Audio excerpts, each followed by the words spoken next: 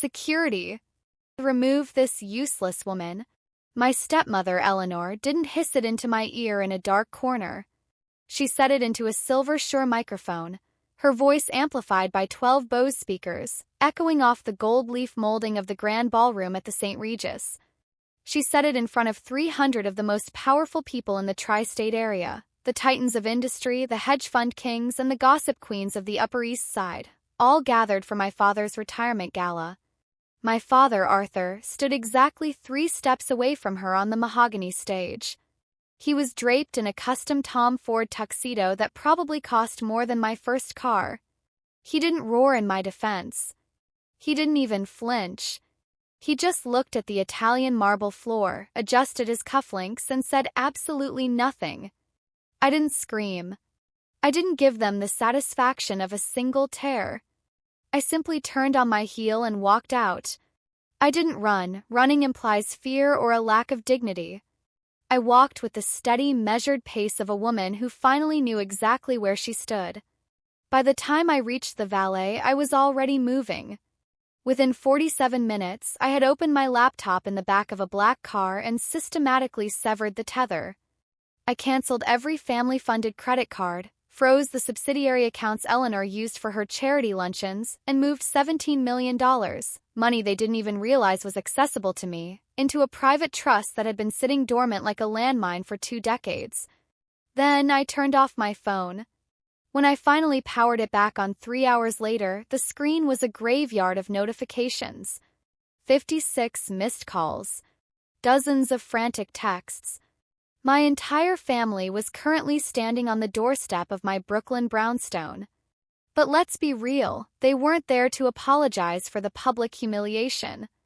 They were there because a legal dead man's switch they'd never seen had just collapsed 20 years of Eleanor's meticulous social climbing. My name is Sloane Ashford. I'm 34 years old. And this is the night I stopped being invisible.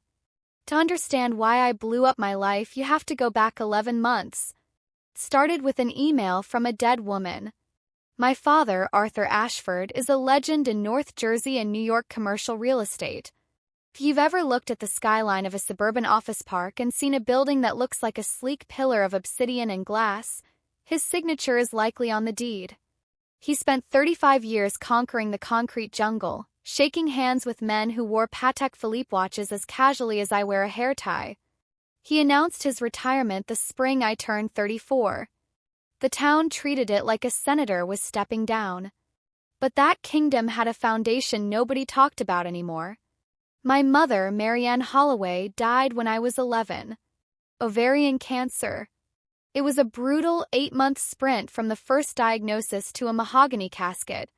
She was gone just like that, like a candle blown out in the middle of a dinner party. What I remember isn't the hospital. It's the kitchen table in our old Westchester house. My mother, with her sharp bob and ink-stained fingers, sitting across from me with rolls of vellum and drafting pencils. She taught me how to read the bones of a building, the load-bearing walls, the hidden joists, the invisible geometry that prevents a structure from folding under its own weight. "See, Sloane," she'd say, her voice like warm honey. "Everything beautiful starts with a solid structure. If the bones are weak, the facade is just a lie." I didn't know then that she was a world-class architect in her own right. That detail was buried under the weight of my father's ego and the woman who replaced her. 8 months. That's all it took. 8 months after the funeral, my father sat me down at that same table and told me I was getting a new mother. I was 11. I didn't know how to tell him that mothers aren't like iPhones, you don't just upgrade to the latest model. So I stayed silent. It was the first time I chose silence. It would not be the last. Eleanor was the kind of woman who could walk into a room and rearrange it without moving a single piece of furniture. She did it with tone, with timing, with the particular talent of making every suggestion sound like a kindness and every command sound like a question. She wore Chanel tweed like a second skin, her honey blonde blowout never moving even in a gale force wind. I never once saw that woman look unprepared. That should have been my first warning. Within a year of the wedding, the bones of my life began to shift. Thanksgiving, the seating chart changed. I went from sitting next to my father to sitting at the smaller table in the sunroom. Because you're so much more comfortable away from the crowd, aren't you, Sloane? Eleanor would purr. By year 3, the family Christmas card featured Eleanor, my father, and Kennedy, Eleanor's daughter from her first marriage, born 2 years after me. I was told the photographer ran out of time before they could take my solo shots. By year 5, my bedroom was converted into Eleanor's yoga studio. My things were packed into cardboard boxes and moved to the guest room. "You'll be leaving for college soon anyway," she said. "No point in wasting space." Eleanor introduced Kennedy to people as our daughter. She introduced me as Arthur's daughter from before. As though I were a rough draft my father had since revised. And that Cartier love bracelet on her wrist? The 18-karat gold one my father gave her for their 10th anniversary? I later learned it was paid for with money from the family trust, a trust built in part on my mother's inheritance. But I didn't know that yet. I became a restoration architect. Most people don't know what that means, including my family. I restore old buildings. Not the glamorous Manhattan penthouses or Hamptons beach houses. I work on the ones everyone else has forgotten. A crumbling Carnegie Library, a 19th-century firehouse, a schoolhouse with a collapsed roof and a century of stories in its walls. I strip back the decay and find the original bones. It's physical, gritty work. Some days I'm covered in plaster dust, crawling through attic spaces with a flashlight between my teeth. I earn $110,000 a year, which is a perfectly good living. But in the Ashford world, where Kennedy's Instagram sponsorship deals were worth $200,000 for just posing with handbags, my career was a punchline. Last Christmas, Kennedy announced her latest brand deal while Eleanor beamed. When the table turned to me, Eleanor tilted her head and said, "And Sloane, have you found anything more stable yet?" As if restoration were a phase, like a gap year that had lasted a decade. My father looked at his plate. He always looked at his plate. I drove home that night in my 7-year-old Subaru with 200,000 miles on it. Kennedy's Mercedes GLC was parked next to it. She patted my hood on the way in and said, "Cute car." "Very you." I didn't answer. I just drove. That's what I'd always done. Drove and swallowed my pride. The real change started 11 months before the retirement party. I was kneeling on the floor of my apartment in Brooklyn Heights, sorting through a box I hadn't opened in years. It was my mother's box. Inside was her leather-bound notebook, her drafting pencils, and a photograph of her standing in front of a half-built house with sawdust in her hair and the biggest grin I'd ever seen. The very bottom, beneath a stack of old birthday cards, was a sealed envelope. It was cream-colored, heavy stock. On the front, in her confident script, it said, "For Sloane when she's ready." My hands were shaking when I opened it. Inside was a single sheet of her personal letterhead, Marianne Holloway, AIA Holloway Architecture and Preservation. My mother had been a licensed architect. She had her own firm. Nobody had ever told me. Not my father, not Eleanor, not a single person in 23 years. The letter read, "My darling girl, there are things about our family's money I need you to understand when you're old enough. I've made arrangements to protect what's yours. Mr. Sterling has everything. Find him." Tucked behind the letter was a business card. Harrison Sterling, Esquire, Trusts and Estates. I searched his name immediately. He was 67 and still practicing in Midtown. I emailed him that night. He responded in 2 hours. "I've been waiting for this email for 23 years, Miss Ashford." I went to see him the next morning. But before I tell you about that meeting, you need to understand something about my father. Arthur Ashford was not a villain. That's what made it so much worse. A villain you can hate cleanly. My father was a man who loved me but lacked the courage to show it when it cost him anything. The last time he even mentioned my mother was when I was 14. He drove me past a beautiful old stone building being demolished and said, "Your mother would have fought to save that." After that, Marianne Holloway became a ghost. Her photos disappeared.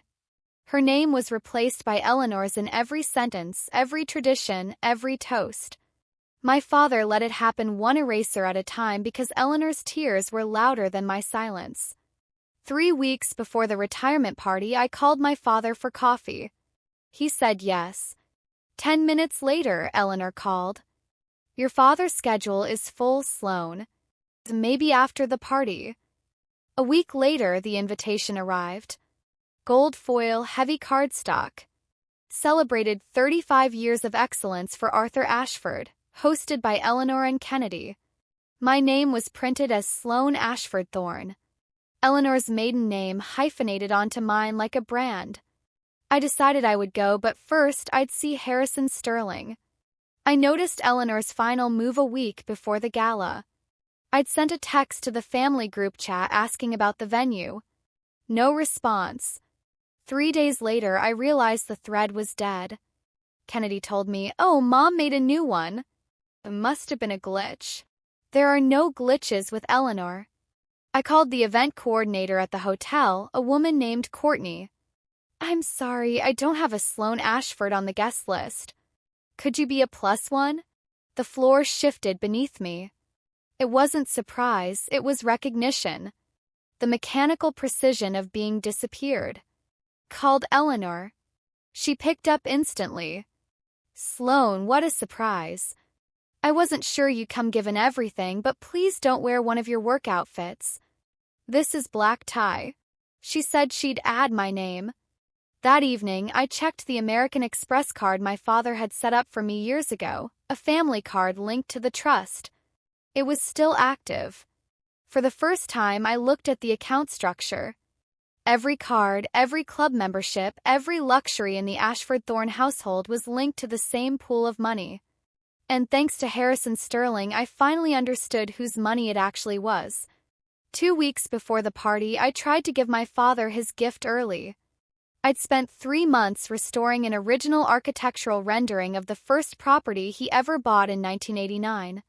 It was a gift that said, "I see who you were before all of this." He opened it in the living room. His eyes went soft. For a moment, he was back. Then Eleanor appeared. "That's sweet, Sloane, but the walls are full. Kennedy commissioned a portrait of your father. A real artist."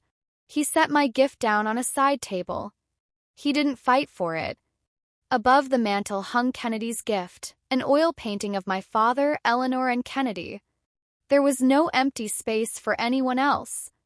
As I left, I heard Eleanor's voice from the kitchen. "She's going to make a scene, Arthur.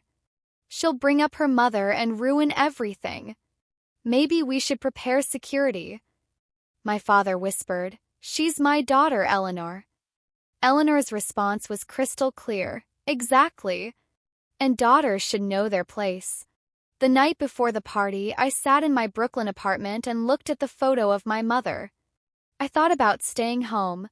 I was good at swallowing my pride. But then I looked at her letter. Find him. I had found him.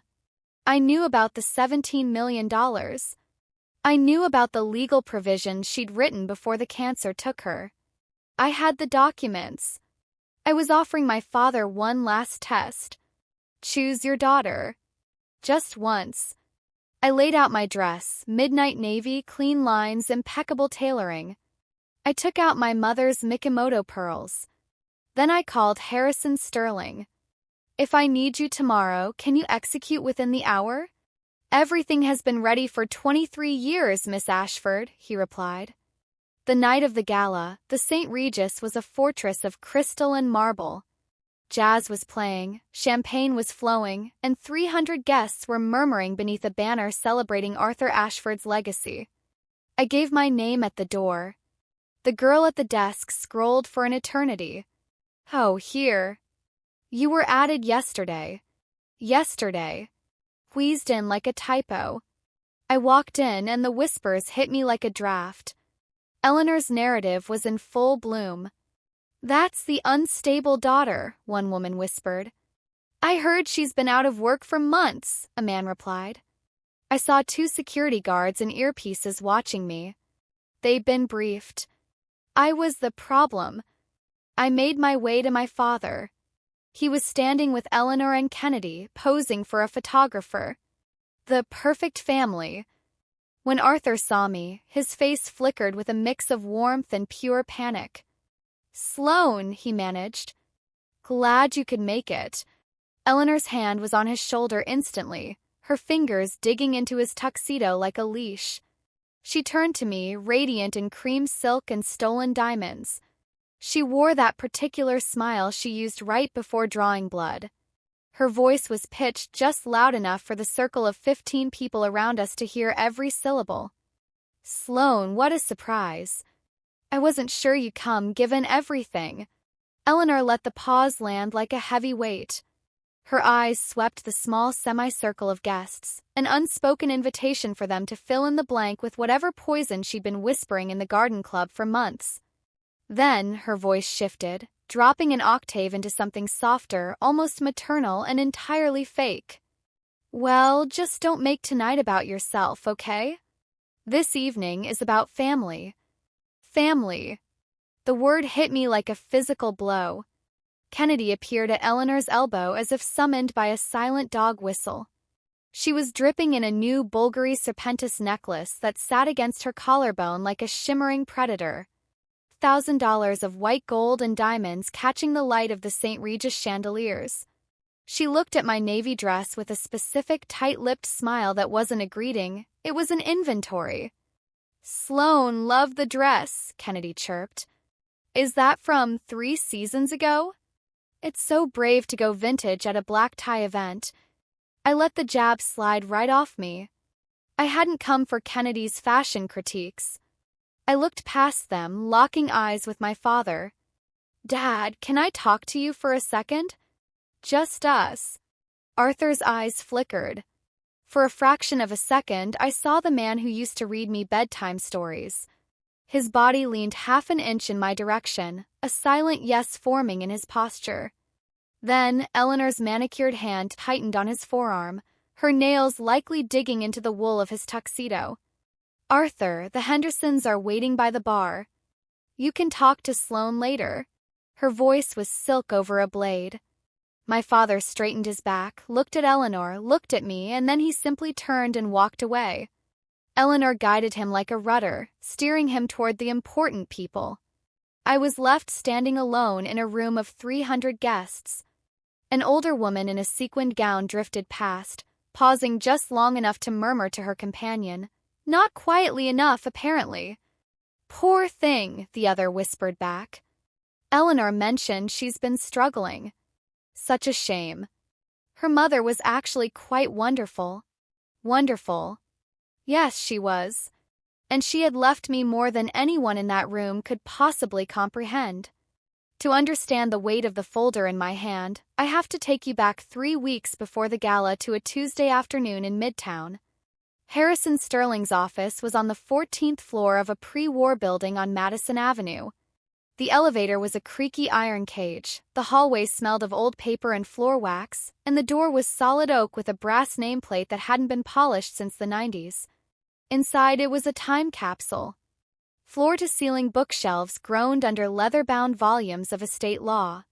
A mahogany desk was buried under neatly stacked files. But what caught my breath was the photograph on the wall behind Harrison's chair. My mother, Marianne, younger than I'd ever seen her, standing on a construction site with a hard hat perched on her bob and a grin that could light up a city. Harrison was 67, silver-haired, and spoke with the deliberate precision of a man who knew the power of a well-placed comma. "Your mother retained me in 2003, he said, his voice gravelly but kind. "The moment she received her diagnosis. She wanted to ensure that her assets, specifically the inheritance she brought into the marriage from the Holloway estate, would be protected for you." He placed a leather-bound document on the desk between us.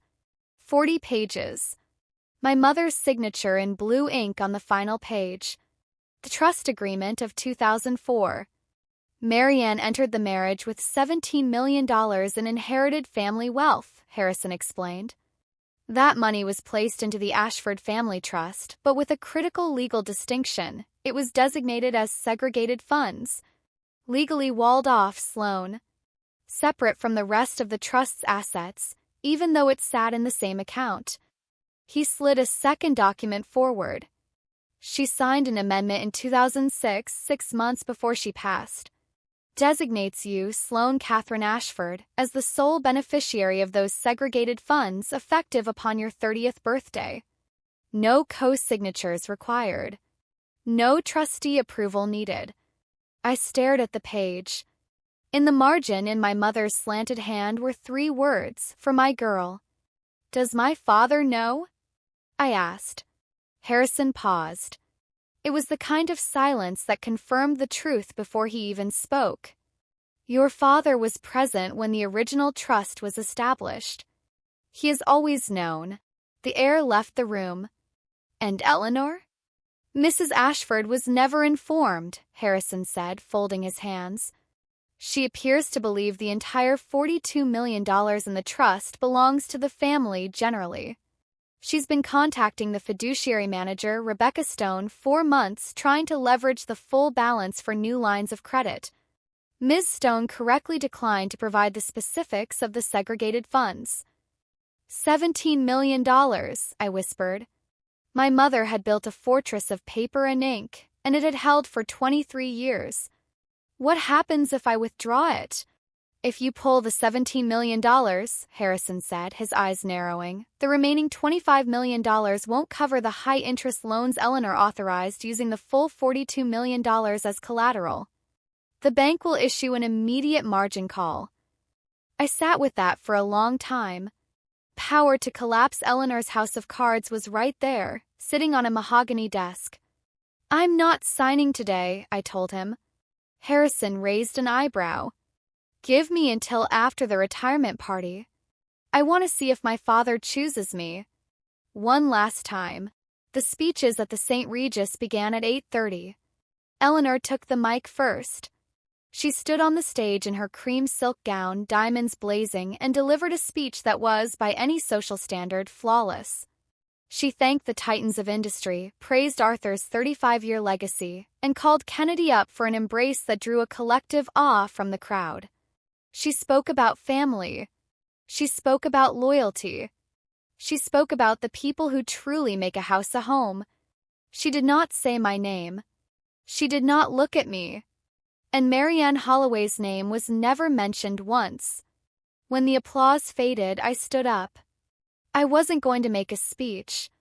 I just wanted to walk to the front and hand my father his real gift, a small velvet box containing a brass compass I'd spent months restoring. It was the same one my mother had given him when they were young and broke and in love, engraved with her initials, MH. I was 10 steps from the stage when Eleanor saw me. Her expression didn't flicker. That's what I remember most, the terrifying control. She leaned into the microphone, and in a voice as clear and calm as a dinner bell, she said, "Security!" The room began to murmur. Heads turned. Then she said it, every syllable designed to carry to the back of the hall. Please remove this woman. She wasn't invited, and she's causing a disruption. 300 people went dead silent. The jazz quartet stopped mid-bar. Every pair of eyes in that room swiveled to me, standing alone in the center aisle, holding a small velvet box and wearing my mother's pearls. I looked at my father. Arthur Ashford was 3 steps from the microphone. 3 steps from his wife. 3 steps from his daughter. He looked at Eleanor, he looked at me, and then he looked down at his shoes. He said nothing. 2 security guards materialized on either side of me. "Ma'am," the one on my left said quietly. "We've been asked to escort you out." The room watched. Some looked away in embarrassment. Others, like Kennedy, held up their phones, filming the spectacle. I set the velvet box on the nearest table. I didn't slam it. I placed it gently, the way you'd set down something you loved and were finally leaving behind. I looked at my father one last time and spoke, not with anger, but with a clarity that cut through the silence. "I came for you, Dad. Not for her. But I see your choice." I turned and walked out. The St. Regis doors closed behind me, but not before I heard Eleanor's voice return to the mic. "I'm so sorry about that, everyone." Now where were we? The October air hit me like a slap of cold water. I sat on the marble steps of the hotel and watched the thin, blue-white light of the street lamps. Inside, the world was gold and warm and fake. Out here, it was honest. I gave myself 60 seconds. 60 seconds to feel the humiliation, the silence of my father, and the 23 years of Christmas dinners at the small table. Then I stood up. My mother didn't raise me to sit on other people's steps. I pulled out my phone and called Rebecca Stone. Rebecca, this is Sloan Ashford. I'm ready to proceed with the segregated fund transfer. Tonight, I'll need your digital signature and the code from Mr. Sterling, she said, her voice professional and unfazed. I can execute within 45 minutes. You'll have them in 10. I sat in my Subaru in the parking lot and opened my laptop. The screen lit the interior in a pale blue glow. Inside that building, they were dancing. Here, I was watching arithmetic do what arithmetic does. I entered the 12-digit alphanumeric code Harrison had given me. Processing. Estimated completion, 45 minutes. I didn't just stop there. I watched as the trust balance dropped, triggering the automated system of the bank. Every American Express card, every country club membership, every supplemental insurance rider linked to the trust's collateral, all of it froze. 9:47 p.m. my phone buzzed. Transfer complete. $17,442,316.78. I turned off my phone and drove home to Brooklyn. When I turned it back on 40 minutes later, the screen exploded. 56 missed calls. They hadn't called me 56 times in 20 years, and now they were calling once a minute. 9:52 p.m. Kennedy had tried to buy a round of Cristal for her friends. Declined. At 9:58 p.m., Eleanor's phone had buzzed with a notification from the fiduciary firm. Urgent, significant asset movement. According to Ellen Marsh, my mother's old friend who stayed until the bitter end, the color drained from Eleanor's face in real time. It was like watching a screen go dark. She'd pulled my father into a corner. "What did you do?" she'd hissed. "What are you talking about?" Arthur had replied, confused. Then she showed him the portal. The balance that had read $42 million that morning now showed $24 million. And there it was in the transaction log, segregated fund withdrawal. Beneficiary Sloan C. Ashford. At 11:15 p.m. my intercom buzzed. I looked at the screen. There they were, the perfect family standing on my Brooklyn stoop. Arthur in his tuxedo, tie hanging loose, Eleanor in her cream silk, mascara streaking down her face in dark rivulets, Kennedy clutching her phone like a lifeline, eyes red from crying over a declined credit card. For 23 years I had gone to them. Now they were at my door. I let them wait for a minute. I needed to absorb the image of Eleanor Thorne Ashford, the woman who never looked unprepared, looking like a wreck on my doorstep. "Come up," I said. I opened the door before they even reached the landing. Eleanor was first, her heels clicking aggressively on the wood. "How dare you? That money belongs to this family." I raised my hand. "You are at my door, Eleanor. Lower your voice or leave." She choked on her next word. It was the first time in her life someone had told her no. They filed into my living room, sitting on my furniture like they were in a deposition. Arthur looked shrunken. Eleanor refused to sit. Standing was the only control she had left. "You stole from us," Eleanor hissed. "That money belongs to Arthur." I opened the folder on my coffee table. "That money," I said, my voice as steady as a load-bearing wall, $17 million, never belonged to my father. Belonged to my mother. Marianne Holloway. Your predecessor. I slid the 2004 agreement across the table. Legally separate. Walled off. Mine. Eleanor's eyes scanned the document. "This is a fake." "Arthur, tell her." My father was staring at the floor. His voice was a ghost of itself. "Marianne, she set it up before she got sick." I should have told you, Eleanor. Eleanor looked at him as if he'd stabbed her. You knew. He said nothing. His silence was the final confession. I placed the 2006 amendment on top. I turned 34 this year. I exercised my legal right. I didn't steal a dime, Eleanor. I reclaimed a legacy. Eleanor read the pages fast, her eyes darting, searching for a crack, a loophole, a mistake. She didn't find one. My mother had been meticulous. Harrison Sterling had been meticulous. 23 years of legal architecture had been drafted, refined, and locked away, built to hold under the kind of pressure that would crush a lesser structure. As Eleanor looked up from the documents, I saw her shift tactics in real time. It was a masterclass in social engineering. The white-hot fury evaporated, replaced instantly by a vulnerability I had seen 1,000 times before. Her chin began to quiver, her eyes widened with a practiced sheen of unshed tears, and she pressed a trembling hand to her collarbone. It was victim mode, her most reliable performance, the one she used to bend the world to her will. "Arthur," she breathed, her voice a fragile reed as she turned toward my father. "She's tearing this family apart. After everything I've done, everything I've sacrificed for this family, for her." I cut her off. I didn't use volume, I used the cold weight of information. "Speaking of what you've done, Eleanor, let's talk about the trust amendment you've been drafting in secret."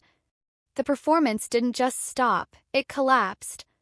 It was like watching a porcelain mask crack down the center and fall away in jagged shards. Her hand dropped from her throat. Her mouth opened, then snapped shut. The room went vacuum silent, the kind of silence that precedes a structural failure. 3 weeks ago," I continued, my voice steady, "I was at the estate. I saw the folder on your desk. It was a draft amendment from your personal law firm, designed to strip me as the beneficiary of the segregated funds and transfer them entirely to Kennedy." Kennedy's head snapped up, her eyes wide with genuine shock. "What?" "I also confirmed with the fiduciary firm that you've been calling them for months," I said, looking Eleanor dead in the eye. "You were requesting access to my mother's trust provisions, details that Rebecca Stone correctly refused to share because you have no legal standing to see them. You were trying to find a way to break the seal before I turned 34. Eleanor abandoned the tears. What replaced them was something raw and jagged, a genuine, unadulterated rage stripped of all its silk and social grace. "So what?" she spat, the refinement finally gone. "That money has been sitting in a vault for 2 decades doing nothing. Kennedy deserves it more than you ever did. At least she contributes to this family's image. At least she cares about our legacy." "Mom, stop." Kennedy's voice was small, but it had a sharp edge. It was a crack in a wall I hadn't expected to see. Eleanor didn't hear her, or perhaps she simply chose to ignore the dissent. I looked at my half-sister, then back at the woman who had tried to erase me. Kennedy deserves what exactly? $17 million that Marianne Holloway earned? Wealth that my mother's parents built over 3 generations of hard work and brilliance? For what, Eleanor? To fund Instagram sponsorships and a lifestyle charged to a trust that was never hers to touch. "Sloan, that's enough." My father's voice surfaced. It was weak, strained, and tired. I turned to him, feeling the heat of a lifetime of suppressed words rising to my throat. I had been waiting for this. I knew he would say it. Enough. It was his favorite word, the verbal rug he used to cover up every stain on our family's history. It was the word he reached for every time the truth got too close for comfort. "No, Dad," I said, and for the first time he flinched at my tone. "You don't get to say enough tonight. You lost that right the moment you stood on that stage, watched 2 security guards walk your daughter out of a ballroom, and said absolutely nothing. You chose your comfort over my dignity. Tonight the comfort ends." The silence that followed wasn't like the others. It wasn't the silence of composure or tactical shifting. It was the heavy, suffocating silence of a man hearing for the first time the true cost of his own cowardice. Eleanor, sensing the shift in the room, reached into her Hermes bag with jerky, desperate movements. She pulled out a manila folder, the very one I'd glimpsed on her mahogany desk weeks ago, and held it up like a shield. "This amendment is perfectly legal," she shrieked. "And Arthur was going to sign it. But we were going to fix the mistake Marianne made." "He can't sign it," I said, my voice dropping to a whisper that carried further than her scream. "The segregated funds are already in my name. They have been since 2006. That amendment was drafted to alter a reality you have no authority over for assets you have no claim to, using a legal provision that simply doesn't exist. Your lawyers should have told you that, Eleanor. Unless, of course, you didn't give them the full picture because you were too busy trying to find a loophole in a dead woman's will." Eleanor stared at me, her chest heaving. The folder trembled in her hand, a weapon that had suddenly turned back into harmless paper. I let the silence hold. I wanted them to feel the weight of the air in my small Brooklyn apartment. Then I began to explain exactly what was going to happen next. I didn't speak with emotion or even satisfaction. I spoke with the clinical detachment I used when explaining load calculations on a restoration project. Facts, structure, and the cold, hard logic of arithmetic. When I withdrew the $17 million tonight, the trust balance plummeted from $42 million to $25. But over the last several years, Eleanor, you've used your position as a co-trustee to authorize massive loans against the trust's full projected value. Real estate leverage, lifestyle lines of credit, the total outstanding debt collateralized by that trust is approximately $38 million. My father's head lifted slowly. He hadn't known the number. I could see the realization dawning on his face, the specific, haunting expression of a man who had signed every document put in front of him because his wife told him it was handled. "The bank's loan covenant," I continued, "requires the trust to maintain a collateral coverage ratio of at least 1-to-1. As of 9:47 tonight, that coverage ratio is roughly 66%. You are $13 million short. The bank's automated compliance system has already triggered. It's frozen the linked accounts, the credit cards, the club memberships, and the supplemental insurance riders." "A formal margin call," Kennedy whispered, her face pale. "That's why that's why everything stopped." "Yes." Eleanor's voice was a serrated blade. You planned this to destroy us." I looked at her across my coffee table, across the tea that had gone cold, across my mother's documents, and across 23 years of exclusion. "No," I said. "I planned to go to my father's party.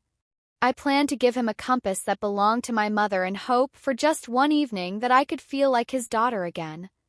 You planned a public humiliation. You planned to have me forcibly removed. You planned a fraudulent amendment to steal my birthright. I didn't destroy you, Eleanor. I simply stopped holding up the ceiling while you kicked out the supports."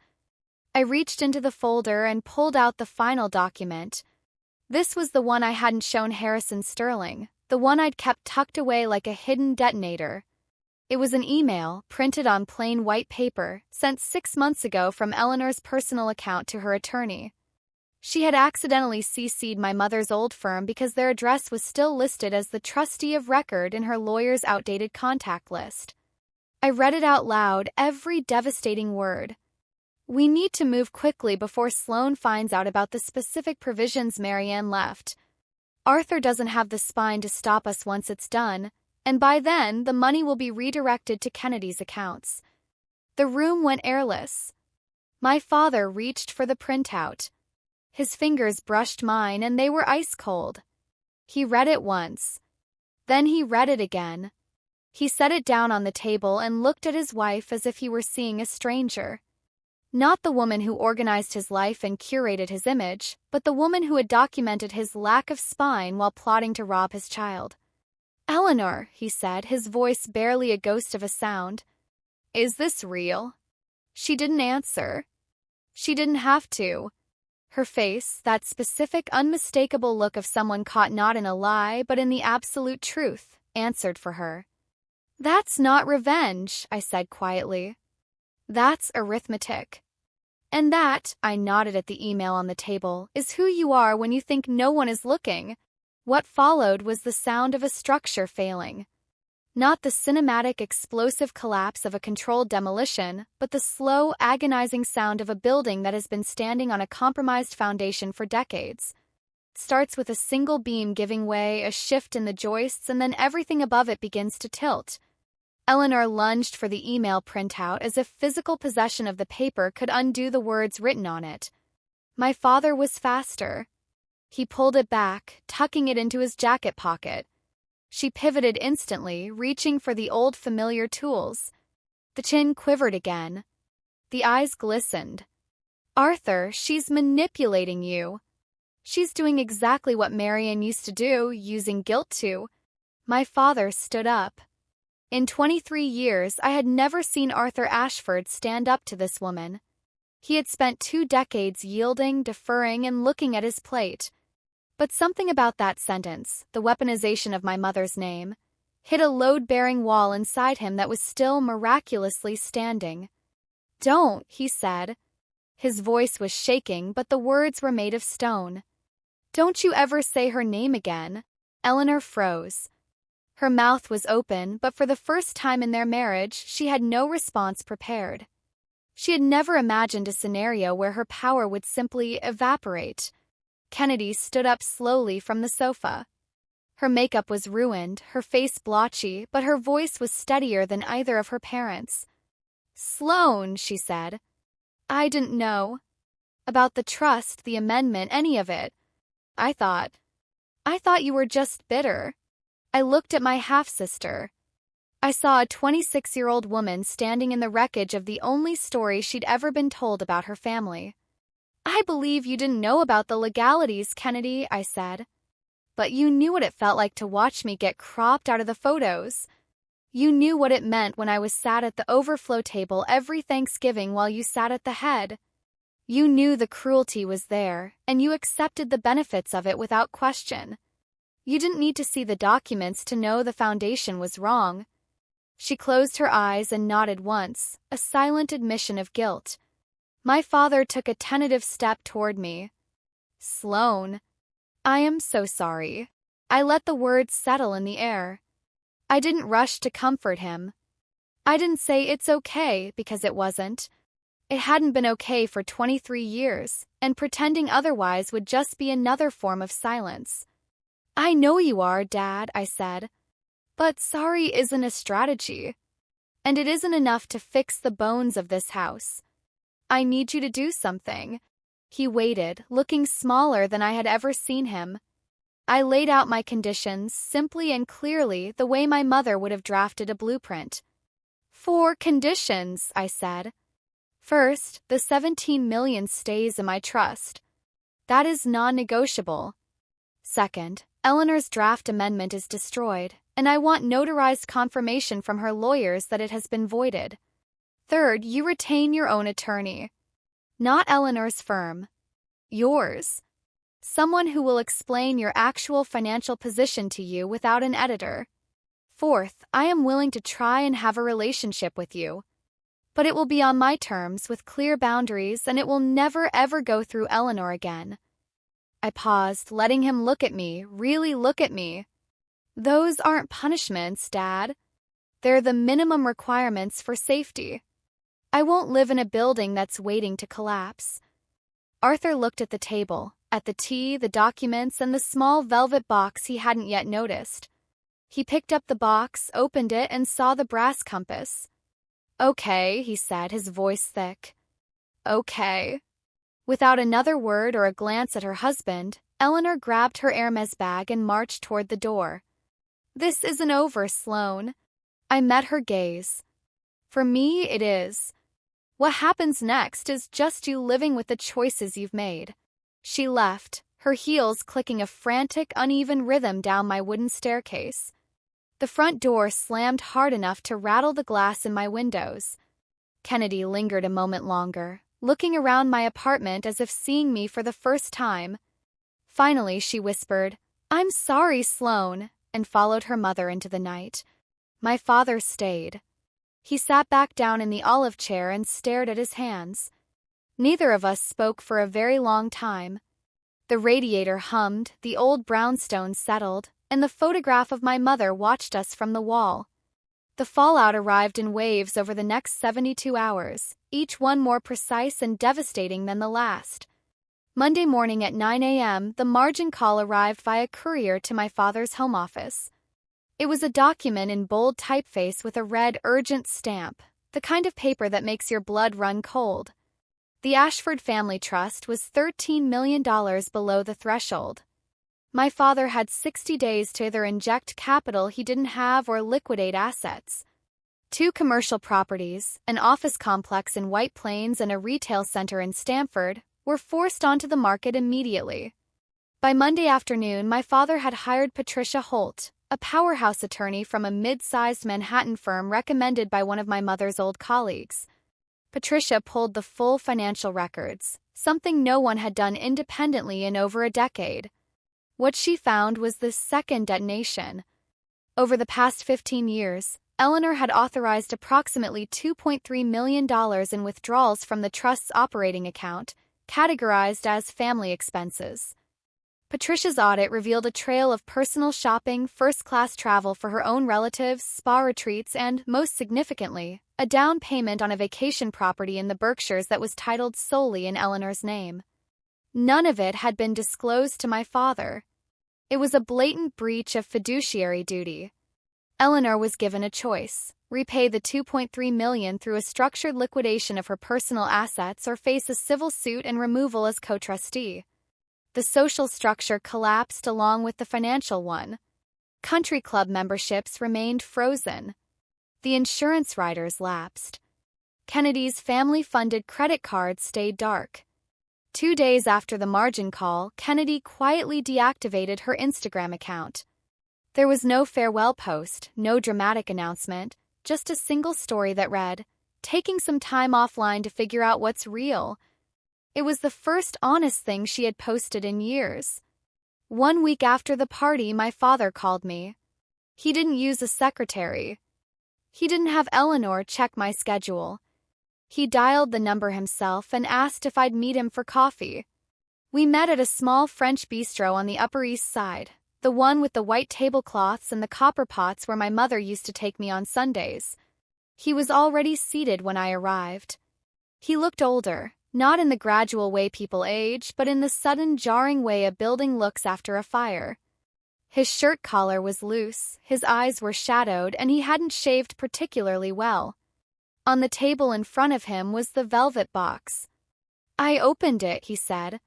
The brass compass lay in his palm. I had spent weeks restoring it, cleaning the green patina from the brass, repairing the delicate hinge, and polishing the case until the engraved initials were legible again: H. Marianne Holloway. My mother had given it to him during their second year of dating, back when he was a junior architect with big dreams and no direction. She told him that if he was going to build a world, he needed to know which way he was facing first. My father turned the compass over in his hands. The needle trembled, settled, and pointed true north. "She was my compass," he said, his voice breaking. "Your mother. And I let someone else steer for 20 years. He began to cry, the quiet, painful way men of his generation cry. Jaw tight, eyes spilling, no sound. I hadn't seen him cry since the funeral 23 years ago. I didn't tell him it was okay. It wasn't. Not yet. Maybe not for a long time. But I reached across the table and put my hand over his. "I'm glad you're here, Dad." That's a start. He told me he had asked Eleanor to move out. It wasn't a divorce yet, but a legal separation. He needed space, he said, to understand what had happened to his life while he wasn't paying attention. We ordered coffee. Then, without planning it, we both ordered the croque madame, my mother's standing order, at that very table. Neither of us mentioned it. We didn't need to. 2 weeks after the party, Eleanor came to my door. She was alone. No mascara this time, no silk gown. She wore a gray cashmere coat over a simple black dress, and her face was bare. No foundation, no careful concealer, just the raw, tired map of a 58-year-old woman who hadn't slept in days. Cartier love bracelet was gone from her wrist. I found out later she'd sold it to begin the first installment of the repayment plan. She didn't buzz. She must have followed a neighbor through the front door. I opened my apartment and found her on the landing, looking smaller than I'd ever seen her. "You ruined everything I built," she said.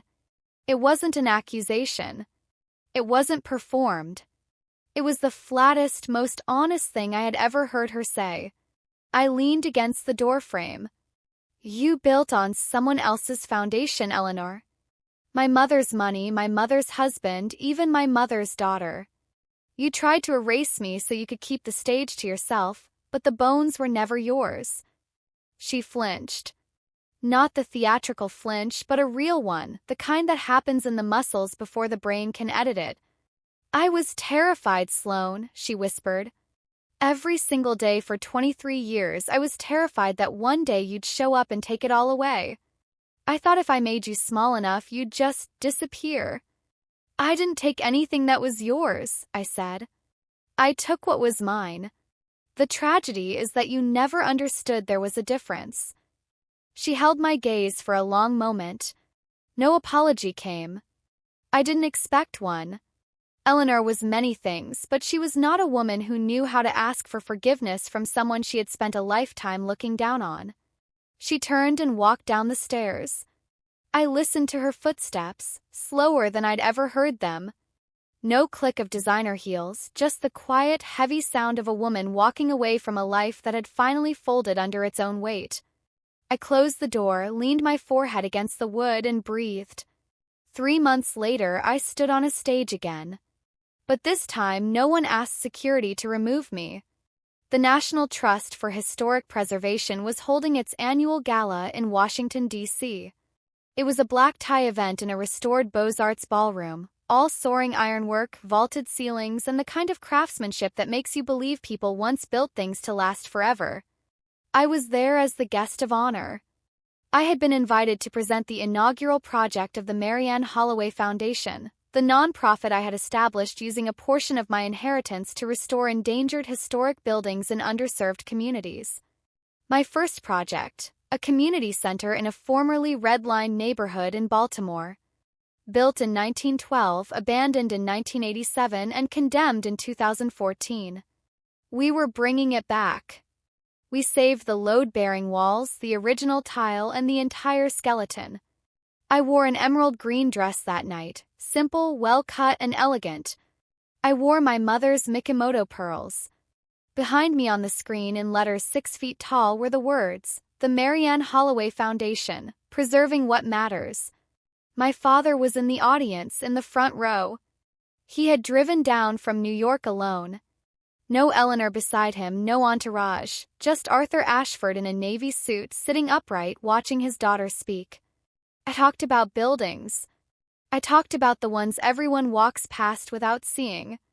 I talked about the ones that get condemned because it's easier to tear something down than to do the hard, slow, unglamorous work of finding out what's still good underneath. I talked about my mother, the architect I never truly knew until I found her blueprints. I talked about how she built things that held for decades because she understood that everything beautiful starts with a solid structure. When I finished, the room stood up. My father stood first. Afterward, he found me near the coat check. He was holding a flat, rectangular package wrapped in brown paper. I opened it and went still. It was the architectural rendering I had tried to give him at the retirement party, the original blueprint of the first building he ever designed. I had restored it from the county archives, and he had gone out and had it framed in dark walnut with museum-quality glass and archival matting. "It's been on my wall since the day you gave it to me," he said. I never told Eleanor. I held the frame against my chest and looked at my father, this flawed, frightened, trying man. I didn't say, "It's okay." I said, "Thank you, Dad. That means more than you know." We walked out together into the cool D.C. night. 2 weeks later, I received a handwritten letter in the mail. No return address on the envelope, but I recognized the stationery. Kennedy. It was 3 pages, front and back, in careful, stumbling handwriting. An apology. Not the performative kind. Not the kind that explains itself away. But the raw, honest kind that a 26-year-old writes when she's seeing her life clearly for the very first time. I haven't replied yet, but the letter sits on my desk, right next to my mother's letter and the brass compass. Some things take time. Some buildings can't be restored in a single season. But the foundation, the real one, the one beneath the lies and the silence, is finally sound. So that's my story. I didn't win because I screamed louder. I didn't win because I was more powerful or more cruel than the people who tried to erase me. I won because 23 years ago, while she was dying, my mother sat down with a lawyer and a pen and a stack of legal paper and built something that would hold. She didn't do it with drama. She did it with structure. I used to think strength meant enduring, showing up to every dinner, sitting at the small table, driving home in silence and calling it family. I thought if I was patient enough and quiet enough, someone would eventually see me. But no one was going to see me. Not because I was invisible, but because my invisibility was convenient for them. The only person who could change that was the one standing in the mirror.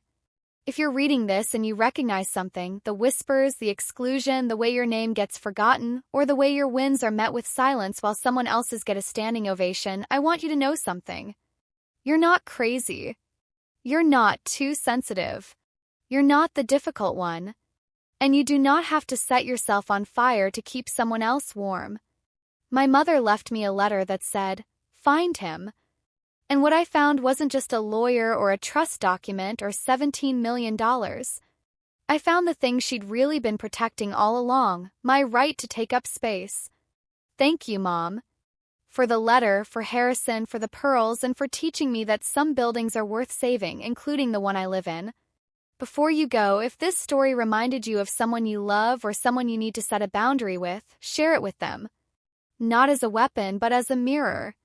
And if you've ever had to choose between keeping the peace and keeping your dignity, tell me your story. I read every single one.